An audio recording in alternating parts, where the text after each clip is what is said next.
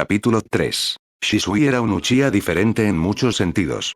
Amaba a su familia, pero fue el primero en admitir que tenían problemas que debían solucionarse. El orgullo extremo era uno de ellos, lo que los llevó a llevar a sus hijos al límite y más allá. Shisui pensaba en Itachi. A los 9 años, ya con el peso del mundo sobre sus hombros. Su primo era pacifista. Ni siquiera quiso ser shinobi, pero nunca tuvo otra opción. Luego estaba el pequeño Sasuke, quien ya empezaba a comprender lo que era ser comparado con su querido hermano. Sasuke era un niño inteligente, sin duda, fuera de lo común, pero nada comparado con Itachi. Un genio que solo aparecía 1 o 2 veces por generación. La comparación fue cruel, y Shisui temía lo que eso les haría a los 2 hermanos con el tiempo. Shisui no tuvo una infancia muy larga. Experimentó la guerra y la muerte en el campo de batalla desde muy joven y nunca tuvo la oportunidad de elegir otra cosa en su vida. Tal como el pequeño Jinchuriki nunca lo habría hecho. Shisui aterrizó en la rama del árbol, observando con curiosidad lo que hacía. Llevaba en los brazos una cesta de pescado recién pescado, más grande que él.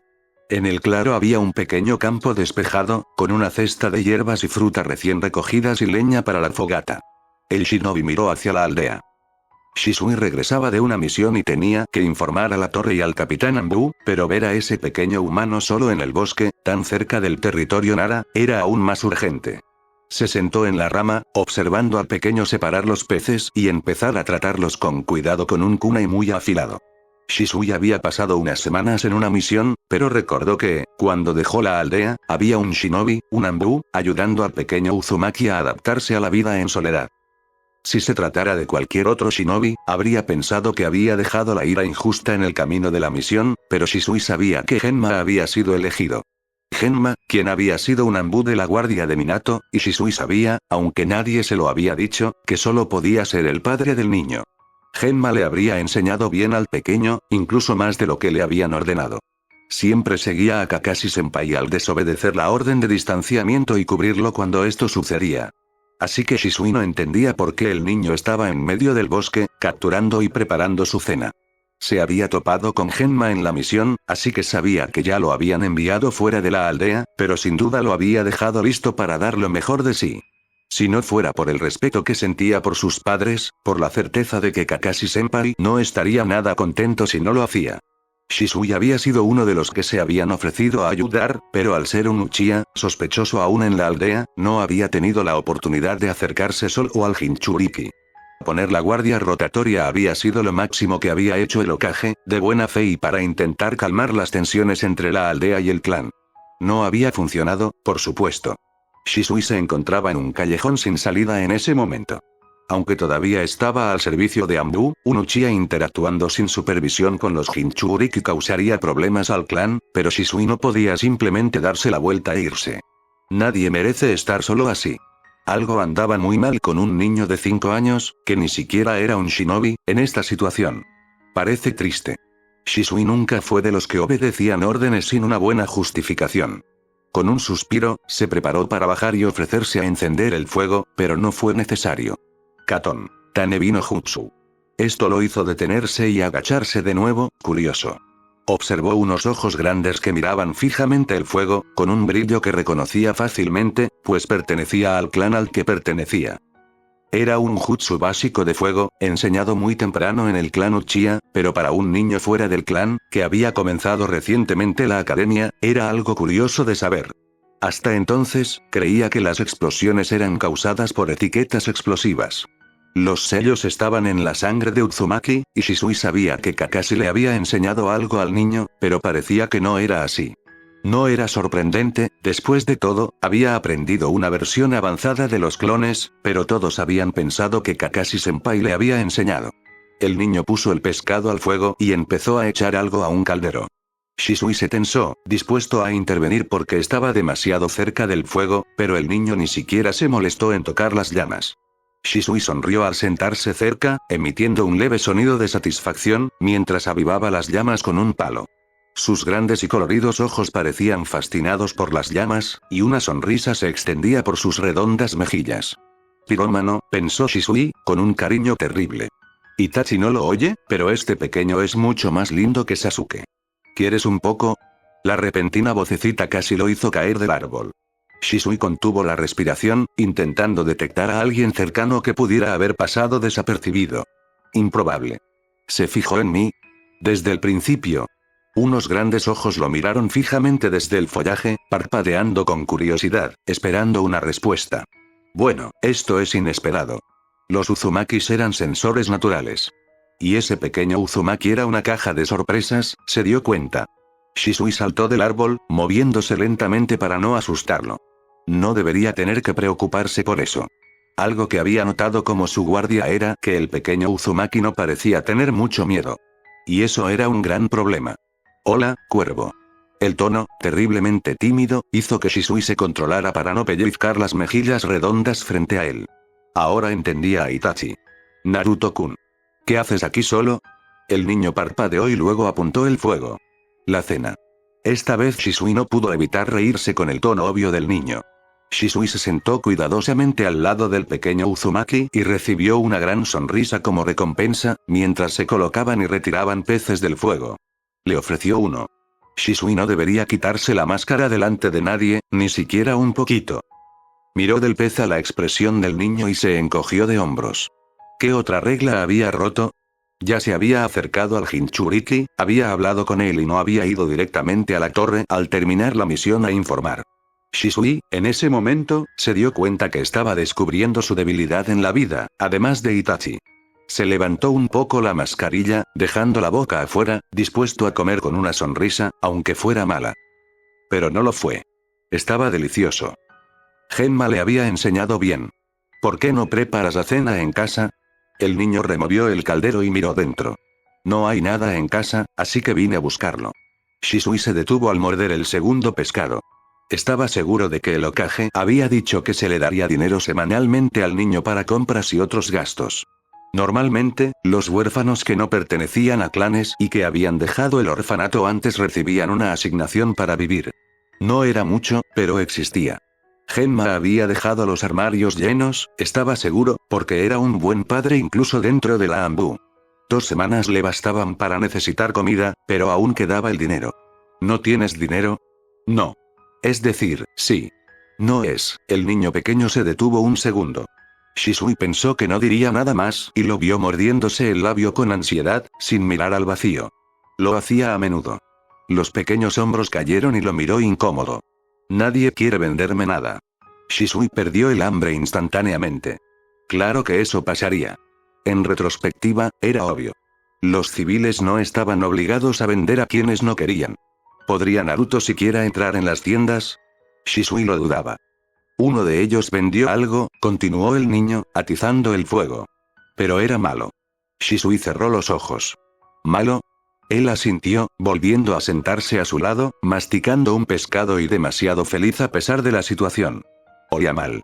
Kanii me enseñó a ver cuando la comida se echa a perder. ¿Te vendieron comida en mal estado? Amaba Konoha, pero a veces odiaba a la gente de allí. Está bien. Sé cómo conseguir mi comida. No, no estaba bien. Estaba muy lejos de eso. No pueden hacer eso, Naruto-kun. Un encogimiento de hombros fue la respuesta. Lo harían de todos modos, y él lo sabía. La gente podía ser cruel. Sabía que había tiendas donde sería bienvenido, de gente que conocía el origen de Naruto o que no era tan estúpida como para ignorar la ira injusta hacia un niño. Shisui miró a los ojos heterocromáticos, preguntándose cómo alguien podía mirar a Naruto y ver al Biju por eso. Naruto era un niño extraño. Hablaba solo, y el aire cerca de él parecía más extraño, más frío. Tenía una obsesión malsana con el fuego y le encantaban las explosiones. También era el niño más lindo que Shisui había conocido, y se sentía tan dolorosamente solo. Podía entender a Kakashi-senpai. Naruto era precioso y no merecía lo que le hicieron. Nadie lo merecía. El pescado está delicioso. Cocinas muy bien. Una sonrisa se dibujó en sus mejillas redondas. Shisui le alborotó el pelo frondoso y rió al sentir que le frotaba la carita con cariño. Shisui sintió un escalofrío frío a su costado, pero no había nada allí. El otro día, Shisui saltó por la ventana de un pequeño apartamento. Estaba en una zona menos próspera de la ciudad. La noche anterior, al llevar a Naruto casi dormido, se había dado cuenta de que toda la manzana estaba abandonada. La gente se había mudado al ver que los Jinchuriki vivían allí. A Shisui a veces le disgustaban los habitantes de esa aldea. Shisui abrió la ventana y desactivó las trampas. Vio sellos allí también. Había visto a otros en la puerta cuando entró la noche anterior. No detendría a un shinobi, pero era efectivo contra civiles. Y tenía curiosidad por eso. Naruto era mejor con las focas de lo que todos creían. Saltó, sabiendo que Naruto estaría en la academia a esa hora. Cargó la compra y empezó a guardarla en la alacena y el pequeño refrigerador. Vio un pequeño taburete en la estufa. Para que el pequeño pudiera alcanzarlo, sin duda. Había plantas alrededor de la casa, y notó que cerca de la ventana había un pequeño huerto en desarrollo, un invernadero improvisado. Fue triste que alguien de esa edad fuera tan bueno sobreviviendo. Shisui miró a su alrededor, curioso, sin vergüenza alguna, anotando qué más necesitaría. Estaba seguro de que cuando Kakashi-senpai llegara a la aldea, los problemas de ropa nueva se resolverían, como había hecho en el orfanato, pero buscaría con la tía Mikoto si aún tenía ropa vieja de Sasuke. Naruto era más pequeño que su primo, y siempre podía quitarse el símbolo del clan. Y siendo Naruto, Mikoto estaría más que feliz de ayudar. Se detuvo en la mesa y vio un libro abierto sobre sellos. Lo había visto antes, en manos de Kakashi-senpai. Había otros pergaminos esparcidos por allí, con katas y jutsus. Y un libro sobre la historia de Konoha. Estaban desgastados y usados, uno que otro completamente nuevo. Todos tenían notas a pie de página. Shisui se rió. Eso explicaba el conocimiento sobre los sellos, aunque era impresionante. Aprender de los libros y solo no era para todos.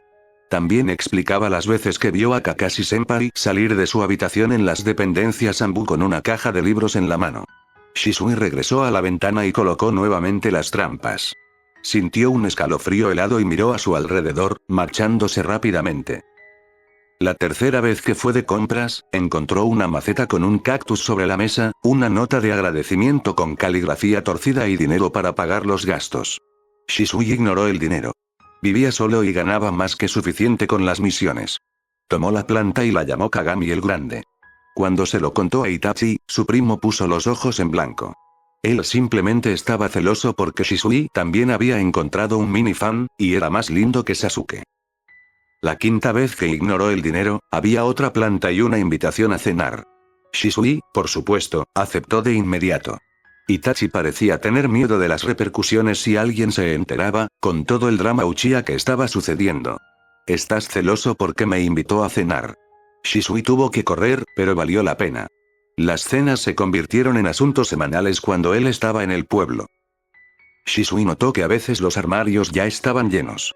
Consistía en la aparición de nuevos libros y el regreso de Kakashi-senpai a la aldea. Kakashi-senpai ahora poseía una planta llamada Señor Uki en los aposentos.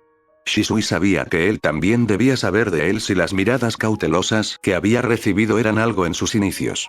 Después de unas semanas, se habían ido. Como estaba vivo, debió demostrar buenas intenciones. Ninguno de los dos habló de ello, pero cuando dejó la ropa vieja de Sasuke en sus aposentos al regresar, ya no estaban. Más tarde vio a Naruto usándolos, con el símbolo Uzumaki orgullosamente en su espalda. Cuando Naruto cumplió 6 años, Shisui se quitó la máscara y se presentó. Ya estaba perdido aunque se enteraran, así que no le importó. Naruto no parecía demasiado sorprendido de ser un Uchiha y Shisui no sabía qué pensar al respecto, pero como todas las rarezas de Naruto, simplemente lo aceptó y siguió adelante. Él era bueno en eso. Shisui sintió un peso en el hombro, como si alguien le hubiera puesto la mano. Sabía que si miraba, no habría nada. Un escalofrío helado le recorrió la espalda. Naruto miró a un punto detrás de Shisui, antes de volver a charlar sobre plantas, separando un plato y colocándolo cerca de la ventana. Para Kakashi-senpai, probablemente. Había notado que los otros Anbu estaban en un árbol junto a la ventana, observándolos. Shisui pensó en su última misión cuando sintió el mismo escalofrío en la espalda. Una advertencia que le sirvió para desviar un ataque. En ese momento, la interpretó como una advertencia que le salvó la vida. Shisui respiró lentamente, sorprendido. Estaba seguro de haber visto una planta moverse sola segundos antes. Shisui miró el plato, ignorando cuando volvió a moverse. El curry que Naruto preparó estaba divino. Genma se lo había enseñado hacía poco. Parecía que nadie se tomaba en serio las órdenes del Hokage. Y estaba buenísimo. Nadie lo delataría si también estuviera infringiendo la ley. Un viento frío le alborotó el cabello como una caricia. El curry es maravilloso, Naru-chan. En realidad. El niño más lindo del mundo. Shisui tuvo suerte. Su plato se movió solo. Shisui lo sostuvo. Sin duda, pondría celoso a Itachi cuando regresara de su misión. El fantasma tuerto. Dicen que algunos secretos se llevan a la tumba. Obito estaba seguro de que quien dijo eso no entendía nada sobre cómo funcionaba la muerte, o lo difícil que es no comentar algunas cosas, especialmente cuando hay tanto resentimiento sobre ellas. Y eso es una cosa más. Los sentimientos. ¿No se suponía que morir sería el fin de todo? ¿Por fin, tener paz y todo eso? En los primeros meses después de su muerte, no hubo nada de eso, solo una ola continua de ira y resentimiento que le hacía pensar en cosas que hoy le avergüenzan. Y todo eso trataba sobre esos secretos, esas cosas de las que no se habla ni siquiera después de la muerte. Como cuando sus amigos le negaron la muerte rápida que había pedido al ser aplastado contra aquellas rocas. Un kunai en el cuello, eso era todo lo que había pedido. Era su derecho como shinobi elegir cómo morir. No podían regresar con él en territorio enemigo, no podían quedarse sin acabar muertos, y el propio Obito no tenía ninguna posibilidad de sobrevivir. Hoy, Obito supo que había pedido algo imposible para ambos. Algo cruel, y no podían hacerlo. Las manos de Rin estaban hechas para sanar, Kakashi había encontrado el cuerpo de su padre, quien se suicidó a los 7 años, y Obito le pedía ayuda con su suicidio. Nada de eso debería haber sucedido. ¿Cómo podían saber Rin y Kakashi que Obito resistiría mucho más de lo esperado y que por eso su muerte había sido larga y dolorosa? Las piedras se reorganizaron de la forma correcta para dejarlo vivo y sufriendo, asfixiándose y solo. Obito había muerto tan solo. Y entonces despertó en Konoha. Lleno de miedo por sus últimos momentos, tristeza y resentimiento por haber sido abandonado en esa cueva. Era irracional. Obito los había seguido, observando su sufrimiento sin darse cuenta, solo concentrado en esos últimos momentos. Cómo seguían adelante sin él, cómo Kakashi usaba un ojo que debería pertenecerle, el alivio que sentía su clan por su muerte. ¿Y por qué Minato-sensei no lo había salvado? Y Kusanagi no tenía derecho a llorar por él cuando no estaba allí cuando lo necesitaba. Y Obito los odiaba a todos, no debería haber muerto. Kami, esto duele mucho, detente, detente. Rin, Kakashi, Minato-sensei, que alguien me ayude, por favor. Kakashi dejó morir a Rin, lo prometiste. Necesitaba que Rin muriera y regresara a su lado para poner un orden en su cabeza, como siempre. Cuando Obito vio a los fantasmas que habían dejado que este odio continuara y creciera, se sintió extremadamente aliviado por Rin, al ver en lo que podría haberse convertido. Incluso muerto tuvo que escapar de la locura de esa familia. La muerte de Rin fue brutal. Durante un largo rato, se llevó la mano al pecho y pareció no poder respirar, aunque técnicamente no lo necesitaba. Algunas peculiaridades se transmiten después de la muerte. Sentía miedo, alivio y culpa por haberle hecho eso a Kakashi. Obito la abrazó mientras sollozaba cada vez que sentía un Bihulu que ya no estaba. La muerte de Rin fue aún más brutal para Kakashi. Ahora, con mayor racionalidad, Obito veía de primera mano el desastre que representaba la autodestrucción de Kakashi. Al mirarse al espejo, vio a Obito en sus ojos. Mientras dormía, vio a Rin muriendo a puñetazos. En la aldea, la gente susurraba Kakashi, el asesino de amigos, y Obito se puso furioso. Sin juego de palabras.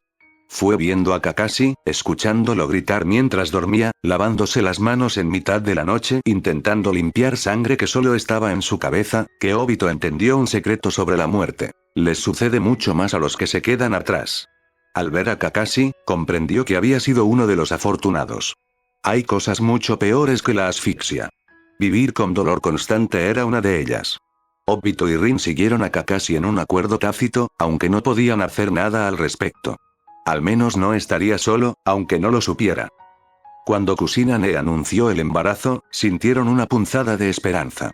Kakashi había estado alejando a Minato-sensei y a Kusanagi, una tarea difícil cuando la mujer Uzumaki lo arrastraba a su casa a la fuerza si era necesario. Cuando anunciaron al bebé, fue la primera vez que se fue sin que lo arrastraran. Rin y Obito lo vieron ayudar a montar la cuna, a Minato-sensei y a él pintando las paredes, mientras Kusanagi dibujaba espirales y sellos. En la puerta de la casa, lo vieron coser una horrible muñeca y entregársela a Minato-sensei de forma vergonzosa. Obito nunca se había reído tanto en la muerte. Es lo más feo que he visto en mi vida, anunció Kusinane, colocándolo en la cuna. Como es mi hija, estoy segura de que les encantará. Kakashi ni siquiera protestó por ser retirado de las misiones y puesto bajo su guardia, aunque era clara una estrategia para mantenerlo tranquilo en su lugar y alejado de las misiones suicidas. Y luego Minato-sensei y Kusinane murieron. La chica que no debería haber muerto. Rin había cargado con mucha culpa hasta su muerte. Haber sido capturada por primera vez, lo que llevó a la muerte de Obito, haber dejado a Obito atrás en esa cueva, no haber visto al shinobi de Kibi en esa emboscada, lo que provocó que el Sanbi fuera sellado a la fuerza en ella. Sobre todo, se sentía culpable por lo que hizo con Kakashi, por no ver otra alternativa. Rin amaba su aldea y no se arrepentía de haber muerto por ella, pero lamentó lo que le hizo a Kakashi justo en el momento en que vio sus ojos, cuando comprendió que no podía detener el Chidori. Rin murió viendo los ojos de Kakashi. Murió viendo sufrir a alguien a quien amaba, y cargaría con eso mientras siguiera caminando sobre la tierra. Obito y ella no estaban seguros de cuánto duraría. Era difícil entender cómo funcionaba todo, pero lo más probable era que Kakashi fuera la razón por la que se quedaron. Kakashi aún los necesitaba. Cuando Minato-sensei y Kushina-san murieron, ella se desesperó al pensar que verían a Kakashi mucho antes de lo esperado. Solo la bondad de su equipo Anbu lo salvó de la muerte. No dejarían morir a su capitán, aunque él pareciera desearlo. Incluso había estado involucrado con Danzo. Danzo, que Obito tenía serias sospechas de que estaba involucrado en la fuga de Nibi y en la muerte de Minato-sensei y Kushina-san.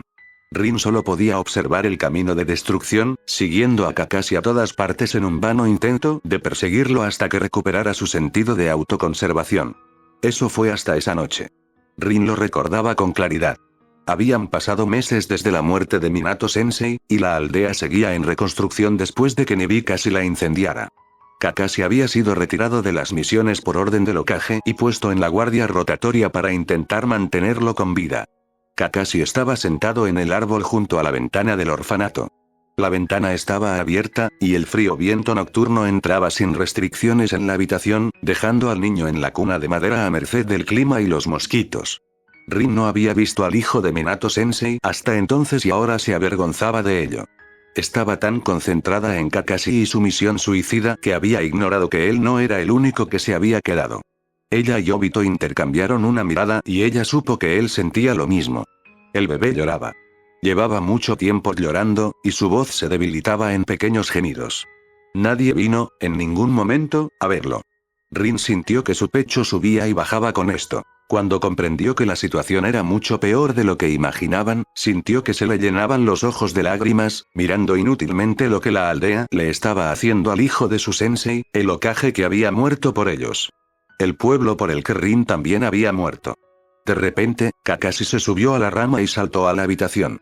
Algo que sabían que le habían prohibido hacer. No podía acercarse a menos que fuera atacado. Obito la miró y una sonrisa de alivio se abrió en su rostro. Cuando entraron en la habitación, Kakashi ya tenía al bebé en brazos.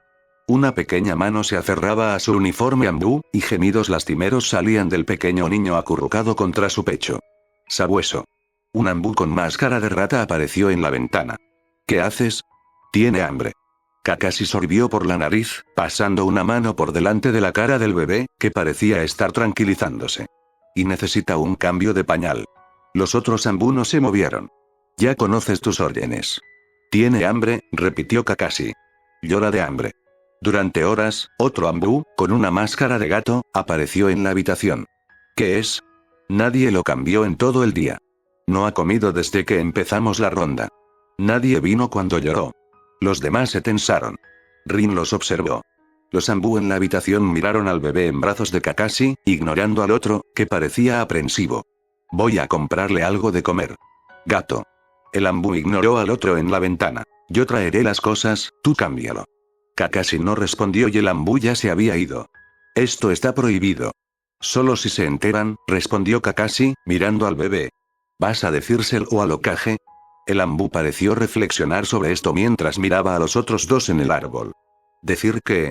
Aquí no pasó nada, capitán. En ese caso, puedo cambiarle el pañal a lo que no está pasando, comentó uno de los Anbu desde afuera. Obito se rió y Rin negó con la cabeza. Al menos Kakashi tenía compañeros fieles.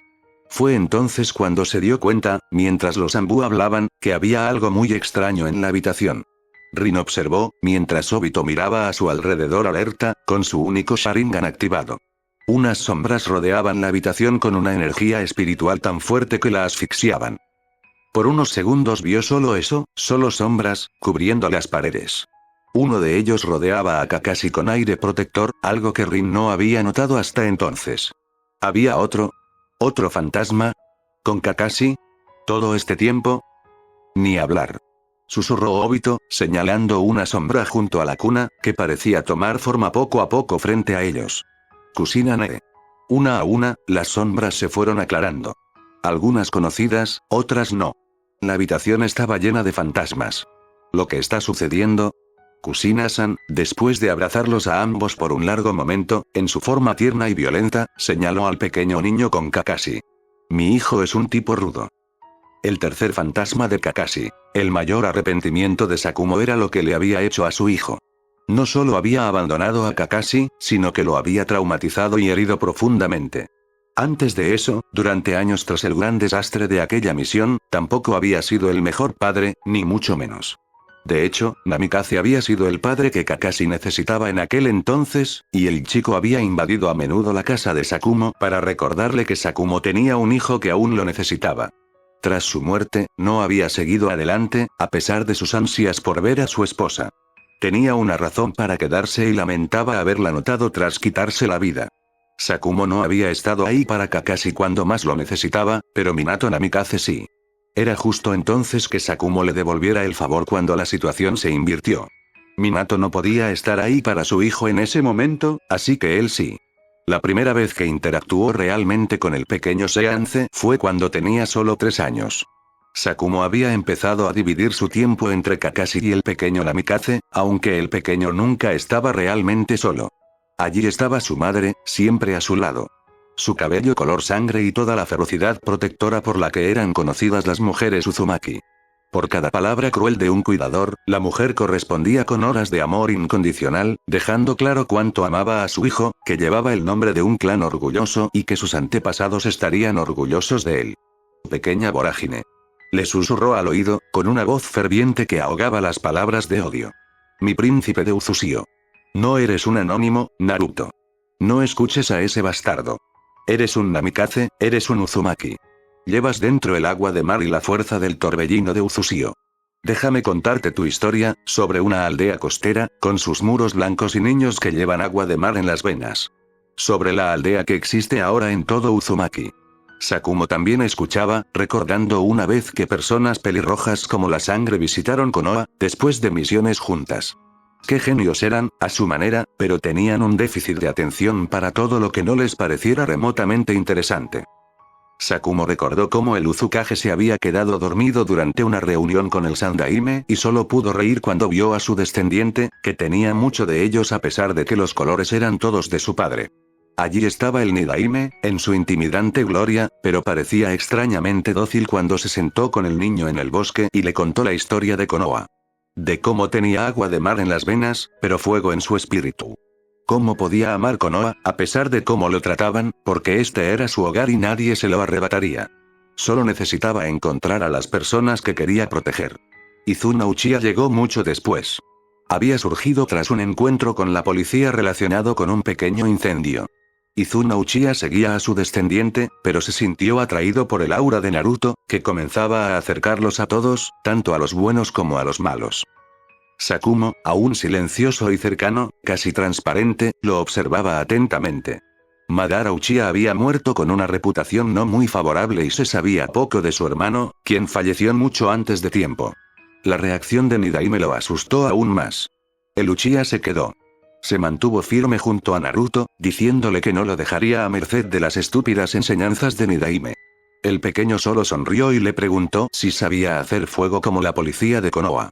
Ese había sido el comienzo de la introducción de un pirómano al jutsu más peligroso posible. Años después, Naruto le había dicho a Sakumo que Izuna simplemente estaba solo, y Naruto se dio cuenta, reconoció la sensación. En todos estos años, más que cualquiera de los presentes, Izuna había vagado. Solo quería hablar con alguien y ser visto. Molestar a Nidaime fue una ventaja. Estos tres eran los principales, los cuidadores. Estaban allí y no se separaban de Naruto, con un admirable, aunque un poco aterrador, propósito. Más tarde sabrían que la proximidad de Naruto, su presencia constante, tenía consecuencias inesperadas. Claro que solo lo comprenderían más tarde. Sakumo fue solo un observador hasta que murió. No era como los demás. Estaba casi ausente, sin voz, casi siempre solo una sombra. Eso cambió poco a poco. Cuando Naruto tenía 3 años, descubrieron por qué los fantasmas que se quedaban eran todos shinobi, por qué los civiles siempre se marchaban con más facilidad cuando Naruto quería. Por qué Sakumo era casi transparente tras haber pasado tanto tiempo en la tierra, pero Izuna y Nidaime no. En cómo eran huellas de chakra, y cuanto más desarrollado el sistema de circulación de chakra en vida, más poderoso podía ser el fantasma, más visible y más tiempo podía permanecer allí antes de desaparecer por completo. Finalmente entendieron por qué Kushina Uzumaki parecía ser la más tangible de ellos. Los Uzumaki eran conocidos por su inmensa reserva de chakra. ¿Dónde podría estar el otro Uzumaki entonces? El problema es que los shinobi poderosos forman diferentes alianzas. Los fantasmas Ame de la Tercera Guerra, en particular, aparecían ocasionalmente para hostigar al hijo del hombre que diezmó su batallón. Uno de ellos había acompañado a un civil a Konoha, descubrió a Naruto y difundió la noticia. En su camino se encontraron con una mujer Uzumaki enojada, un Hokage poco impresionado y un Uchiha sádico. No, el verdadero peligro no eran esos desprevenidos shinobis. No todos los fantasmas podían mantener la cordura. El propio Obito Uchiha estuvo a punto de perder la razón tras morir. Naruto, al no haber conocido a alguien así hasta entonces, había tenido suerte. Y cuando encontró uno, Sakumo estaba allí. Del encuentro, que terminó con un niño traumatizado y fantasmas en alerta por todo el pueblo sobre qué hacer si volvía a ocurrir, llamar a Kushina, habían aprendido algunas cosas importantes. Un fantasma podía destruir a otro. 2 Uchiha y un Nara se sacrificaron hasta que Kushina logró destruir al poltergeist.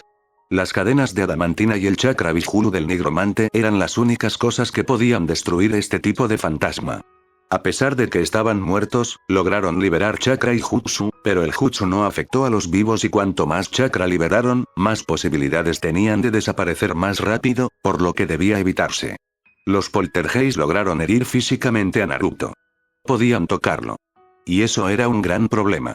Por último, y muy importante, la nariz de un ataque podía percibir cosas inesperadas, incluso después de su muerte. Como poltergeist.